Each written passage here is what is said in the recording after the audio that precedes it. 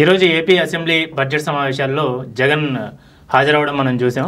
అసలు వీటి వెనుక ఉన్న పొలిటికల్ ఇంపాక్ట్ ఏంటి, వీటి గురించి చర్చించడానికి ఈరోజు మనతో ఉన్నారు సీనియర్ జర్నలిస్ట్ కృష్ణ సాయిరామ్ గారు. సార్ నమస్తే సార్.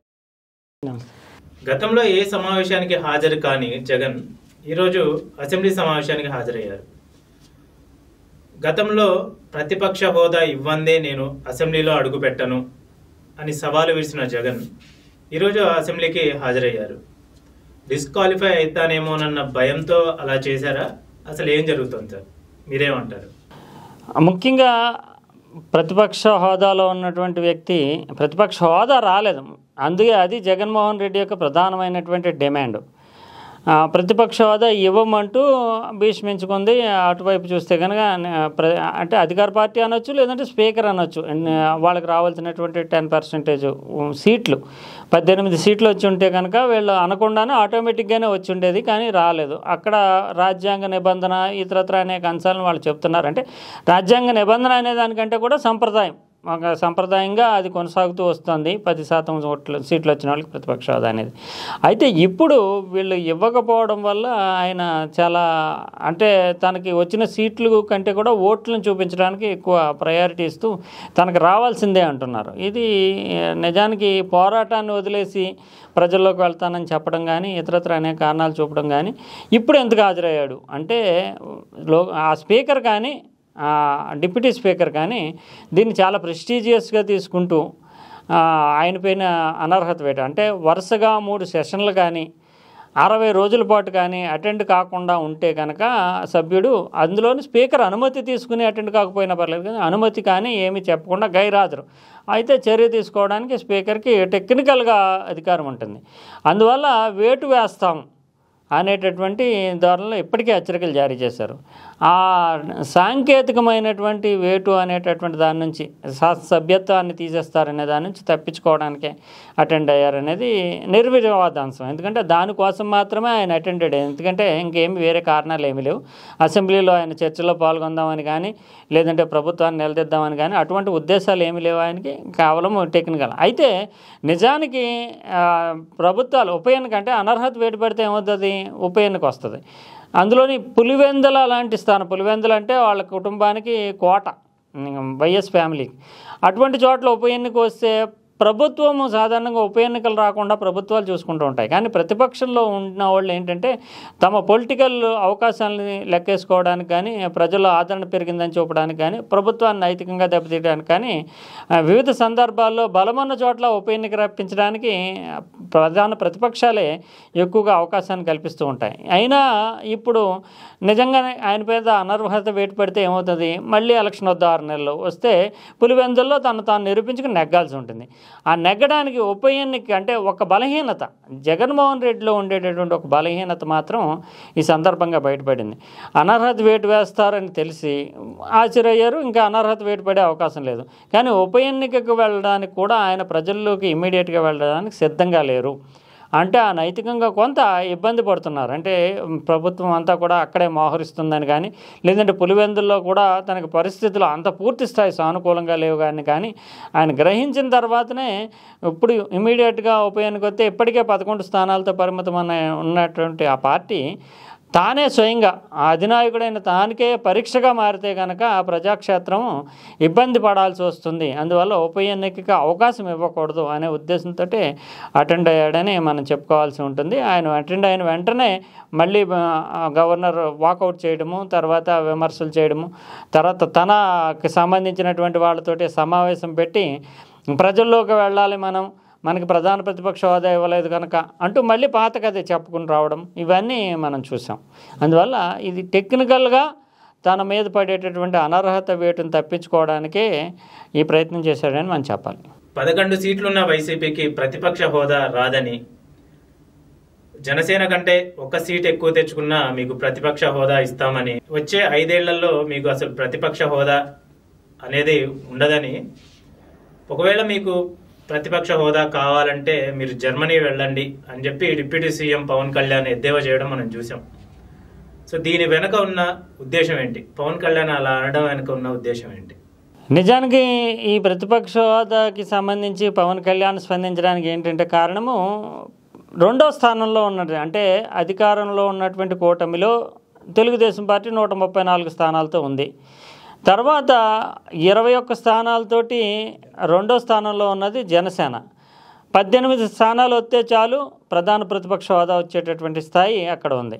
కేవలం 11 స్థానాలకే వైసీపీ పరిమితమై ఉంది. రాజకీయంగా పవన్ కళ్యాణ్ వైసీపీని ఏ సందర్భం వచ్చినా సరే వదలకుండా తీవ్రంగానే ఆయన వ్యతిరేకిస్తూ వస్తున్నాడు. ఇమ్మీడియట్గా వాళ్ళు ప్రధాన ప్రతిపక్ష హోదా అంటూ గొడవ చేసి అసెంబ్లీని బాయ్కాట్ చేసి వెళ్ళిపోయిన తర్వాత పవన్ కళ్యాణ్ స్పందించారు.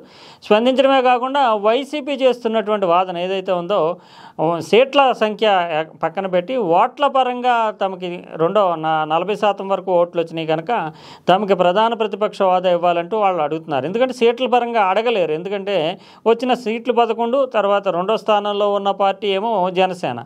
అయితే మన భారత ప్రజాస్వామ్యంలో పార్లమెంటరీ వ్యవస్థలో ఉన్నది ఏంటంటే ఒక్క ఓటు ఎక్స్ట్రా వచ్చినా నెగ్గుతారు. అదే సమయంలో ఎన్ని ఓట్లు వచ్చినా కూడా సీట్లు రాకపోతే ఆ పార్టీకి గుర్తింపు కూడా రాదు. ఇక్కడ 40% ఓట్లు అనేటటువంటివి ఏమి ప్రధానం అయినటువంటి అంశం కానే కాదు. అది దానిని ఎత్తి చూపుతూ అంటే దామాషా ప్రాతిపదికన సీట్లు కేటాయింపు అనేది మన దేశంలో లేదు. జర్మనీలో అయితే సీట్ల సంఖ్య తోటి ఓట్ల సంఖ్య కూడా ముడిపడి ఉంటుంది. దీన్ని ఆయన ప్రస్తావిస్తూ భారతదేశంలో మీరు పోటీ చేస్తున్నారు, ఇక్కడ ఓట్ల సంఖ్యతో సంబంధం లేదు, ఏ నియోజకవర్గాల ద్వారా ఆధిక్యం సాధించారో సీట్ల సంఖ్య మాత్రమే పరిమితం. ఒకవేళ మీరు ఈ రకంగా ప్రతిపక్ష హోదా కోరుకుంటే కనుక సీట్ల సంఖ్యతో సంబంధం లేకుండా ఓట్లు మాకు ఎక్కువ వచ్చాయి రావాలి అనుకుంటే కనుక జర్మనీ లాంటి దేశాల్లో చెల్లుబాటు అవుతుంది తప్ప భారతదేశంలో చెల్లుబాటు కాదు అనే ధోరణితోటి పవన్ కళ్యాణ్ స్పందించారు. ఆయన వైసీపీని తీవ్ర స్థాయిలోనే దుయ్యబట్టారు.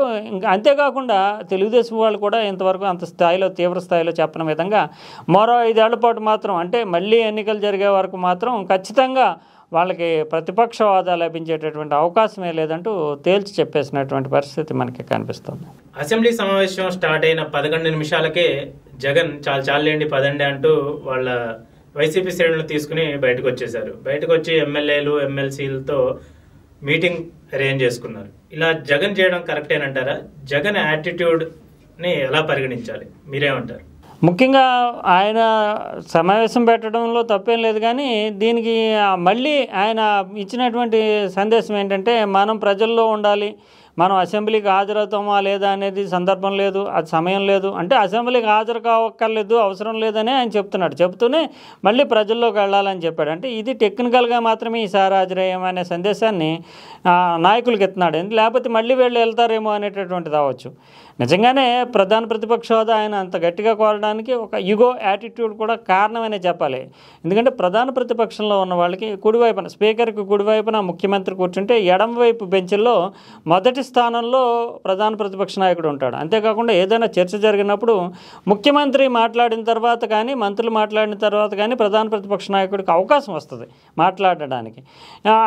ఈ వరుస క్రమంలో చూసినా కానీ మంత్రులతోటి సమానంగా స్థాయి కలిగి ఉంటుంది. కానీ ఇప్పుడు సాధారణమైనటువంటి ఎమ్మెల్యే స్థాయి అంటే ఆ అసెంబ్లీలో ప్రవేశం మొదల దగ్గర నుంచి ఒక కించపరచడం అంటే నిజానికి ఎమ్మెల్యేను కూడా ప్రోటోకాల్ ప్రకారమే చూస్తారు. కానీ మంత్రులు ముఖ్యమంత్రి స్పీకరు ఒక ద్వారం నుంచి గేట్ ఎంట్రన్స్ నుంచే ముఖ్యమంత్రికి స్పీకర్కి ఒక గేట్ నుంచి గవర్నర్ వీళ్ళు ఒక గేట్ నుంచి ఎంటర్ అయితే తర్వాత మంత్రులు ఇంకో గేట్ నుంచి ఎంటర్ అయితే ఎమ్మెల్యేలందరూ సాధారణ ఎమ్మెల్యేలందరూ ఇంకో గేట్ నుంచి ఎంటర్ అవుతారు. ఇప్పుడు జగన్మోహన్ రెడ్డి 2014 నుంచి 19 వరకు ఎన్నికైనప్పుడు కూడా ఉన్నప్పటికీ ఆయన ప్రధాన ప్రతిపక్ష హోదాలో ఉన్నాడు. అంటే దాదాపు మంత్రుల కంటే స్థాయిలోనే ముఖ్యమంత్రి తర్వాత స్థానంలో ఆయన గౌరవాన్ని పొందేటట్టు ప్రోటోకాల్ ప్రకారం చూసిన పొందాడు. కానీ 2019 నుంచి 24 వరకు ముఖ్యమంత్రి స్థాయిని పొందాడు.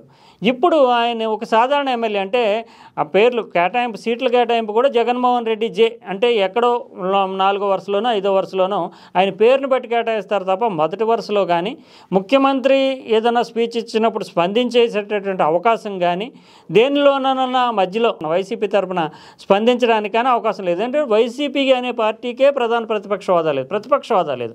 అందువల్ల దేనికి స్పందించడానికి స్పీకర్ అవకాశం ఇస్తే సాధారణ ఎమ్మెల్యేగా ఆ సబ్జెక్ట్ మీద మాత్రమే మాట్లాడాలి తప్ప ప్రతి విషయం మీద కూడా మాట్లాడడానికి కానీ ముఖ్యమంత్రి తర్వాత స్పందించడానికి కానీ ఏ రకమైనటువంటి అవకాశం ఉండదు. నామకే వస్తే ఎమ్మెల్యేగా మాత్రమే కూర్చోవాలి. దీన్ని అవమానంగా భావిస్తున్నాడు నిజానికి జగన్మోహన్ రెడ్డి. అయితే ఎమ్మెల్యే అనేది ప్రోటోకాలు. ఇది ఏంటంటే ఆయన ఒక రకంగా చెప్పాలంటే నేను అసెంబ్లీకి హాజరు కాను అంటే గతంలో ఈ ఈ రకమైనటువంటి ధోరణి మనకి ఎన్టీ రామారావు, జయలలిత ఇలాంటి అంటే వాళ్ళంతటి వాళ్ళు పార్టీని నిర్మించుకుని కానీ ఆ స్వతంత్రమైనటువంటి సొంత కరిస్మాటిక్ ఇమేజ్తో ఉన్నటువంటి వాళ్ళకి కొంత ఆ స్థాయి ఆ ఇమేజ్ ఉండేది.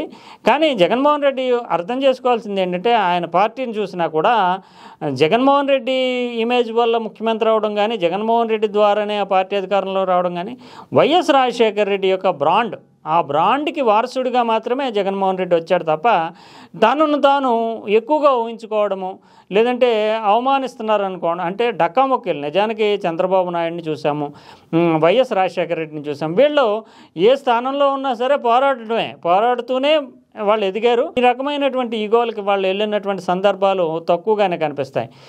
డక్కామొక్కలు తినాలి, పాలిటిక్స్లో డక్కామొక్కలు తినాలి. కానీ పార్టీ పెట్టిన వెంటనే ఒక ప్రబలమైనటువంటి శక్తిగా మారడము, మొదటిసారి ప్రధాన ప్రతిపక్ష హోదాలోకి రావడం, రెండోసారి ముఖ్యమంత్రి కావడము, ఇప్పుడు మళ్ళీ సాధారణ ఎమ్మెల్యేగా కూర్చోవడానికి ఇష్టపడట్లేదు. కానీ అది రాజకీయాల్లో అన్నిటికీ అంటే వాలంటరైజ్ రెండు ఉంటాయి, అంటే హెచ్చుతగ్గులు రెండు ఉంటాయి. పడి లేవడం అనేది అవసరం. అందువల్ల దానిని పూర్తి స్థాయిలో అర్థం చేసుకోకపోతే కనుక జగన్మోహన్ రెడ్డి పొలిటికల్ కెరియర్లోనే ఇబ్బందులు ఎదుర్కోవాల్సి వస్తుంది. అందువల్ల పోరాటానికి సిద్ధపడాలి. అవమానాలు ఉంటాయి, అవమానాలు కూడా ప్రజల్లో సింపతిని క్రియేట్ చేస్తాయి. దానికి సిద్ధపడి మాత్రమే రాజకీయాల్లో దిగాలి. తనకి ప్రధాన ప్రతిపక్ష హోదా ఇస్తే మాత్రమే అటెండ్ అవుతానని చెప్పడం కానీ, ప్రధాన ప్రతిపక్ష హోదా లేకపోతే కనుక నేను ప్రజల్లోనే ఉంటాను తప్ప అసెంబ్లీకి ఎన్నుకున్నప్పుడు ప్రజల్లోనే ఉంటానని చెప్పడం కానీ ఇవన్నీ ఉంటాయి. తర్వాత ఈ సమావేశంలో ముఖ్యంగా ఈ ఎమ్మెల్యేలు ఎమ్మెల్సీలతో సమావేశంలో ఆయన ఇంకో రకమైనటువంటి వ్యూహం కూడా అనుసరించాడని చెప్పాలి.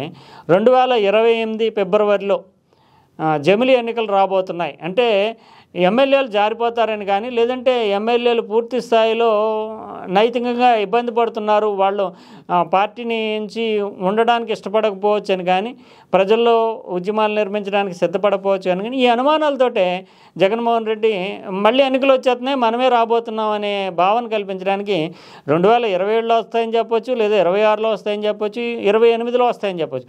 2028 ఫిబ్రవరిలో వస్తున్నాయంటే తన దగ్గర స్పెసిఫిక్ ఇన్ఫర్మేషన్ ఉంది అనే నమ్మకాన్ని, భరోసాన్ని కల్పించడానికి గాను ఎమ్మెల్యేలు ఎమ్మెల్సీల్లో ఉండేటటువంటి వీక్నెస్ అంటే నైతికంగా వాళ్ళలో స్థైర్యాన్ని పెంచడానికి జమిలీ ఎన్నికలు వచ్చేస్తున్నాయి, మళ్ళీ మనం అధికారంలో రాబోతున్నాం, అంతవరకు మీరు ప్రజల్లో ఉండండి, పార్టీని పటిష్టం చేయండి అనే సందేశాన్ని ఇవ్వడానికే 2028 ఫిబ్రవరిలో జమిలీ ఎన్నికలు రాబోతున్నాయంటూ ఒక ఫీలర్ వదులుతూ పార్టీని సమగ్రంగా సంఘటితం చేసుకోవడానికి ఒక ప్రయత్నం చేశారు అని చెప్పాల్సి ఉంటుంది.